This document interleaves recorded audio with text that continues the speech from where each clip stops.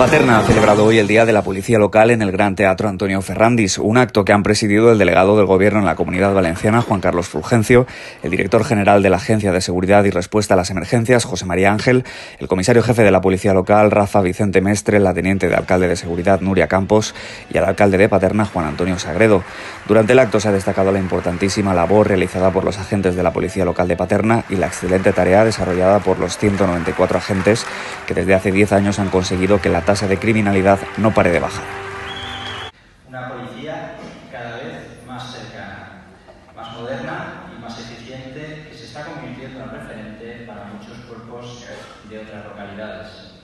El alcalde Juan Antonio Sagredo ha dicho que es un honor presidir un cuerpo con más de 150 años de historia. En el acto se han entregado numerosos reconocimientos a agentes de la policía local y a personas y entidades que se han distinguido por su buen hacer. Además, han sido reconocidos como ciudadanos ejemplares del ejercicio 2018 Antonio Monraval, Crecer en la Coma, Promujer y la Real Cofradía del Santísimo Cristo de la Fe y San Vicente Ferrer.